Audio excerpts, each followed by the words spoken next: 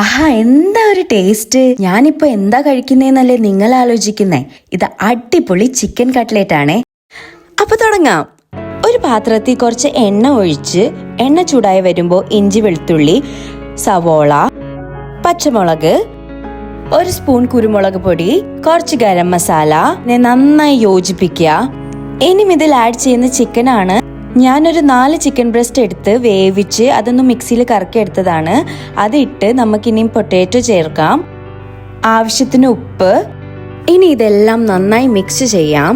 ലാസ്റ്റിൽ അതിൻ്റെ മുകളിൽ കുറച്ച് മല്ലിയില ഇടാം. ഇനിയും ഇത് ഷേപ്പ് ചെയ്യാൻ വേണ്ടി ഒരു ഉരുള നമുക്ക് എടുത്ത് അതിനെ റൗണ്ട് ഷേപ്പിലാക്കി ബീറ്റ് ചെയ്ത് വെച്ചേക്കുന്ന എഗ്ഗിൽ മുക്കി ഇനി ബ്രെഡ് ക്രംസിൽ കോട്ട് ചെയ്തെടുക്കാം. ഇതിന് നല്ല ചൂടെണ്ണയിൽ നമുക്ക് വറുത്ത് കോരി എടുക്കണം. ഓക്കെ, ഇനി ഓരോന്നായി കട്ട്ലേറ്റ് ചൂടെണ്ണയിൽ ഇട്ട് കൊടുക്കാം. ഒരു സൈഡ് ബ്രൗൺ ആയി കഴിയുമ്പോൾ അത് മറിച്ചിട്ട് വേവിക്കാം. എന്താ രസമല്ലേ! നല്ല ക്രിസ്പി ആയിട്ടുള്ള കട്ട്ലേറ്റ് റെഡി ആയിട്ടുണ്ട്. അപ്പൊ എല്ലാവരും ഇത് ട്രൈ ചെയ്യുക. ഇതൊരു മസ്റ്റ് ട്രൈ ആണ്. എല്ലാവരും ട്രൈ ചെയ്യുക, അഭിപ്രായങ്ങൾ പറയാ.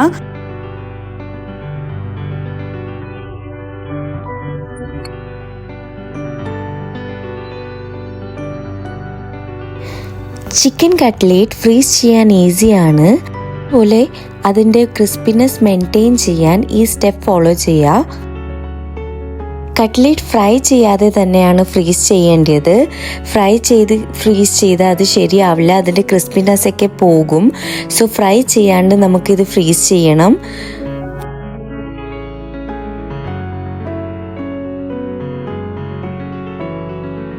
ബേക്കിംഗ് ട്രേ അല്ലെങ്കിൽ ഒരു പ്ലാസ്റ്റിക് ഷീറ്റിൽ കട്ട്ലേറ്റ് ഓരോന്നായി വെച്ച് കൊടുക്കാം.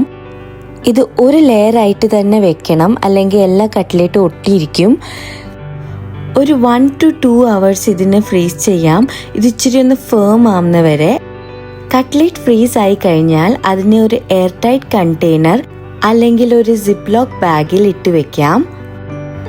ഇങ്ങനെ സ്റ്റോർ ചെയ്താൽ ഇത് നമുക്കൊരു 3 months വരെ ഉപയോഗിക്കാൻ പറ്റും. വീട്ടിൽ ഗസ്റ്റ് വന്നാൽ എളുപ്പം നമുക്കിത് റെഡിയാക്കാൻ പറ്റും. എയർ ഫ്രൈ ചെയ്യാം, അല്ലെങ്കിൽ ഡയറക്റ്റ് ഫ്രൈ ചെയ്തെടുക്കാം. അപ്പോൾ വീഡിയോ ഇഷ്ടമായെങ്കിൽ like, share and subscribe. Thank you for watching.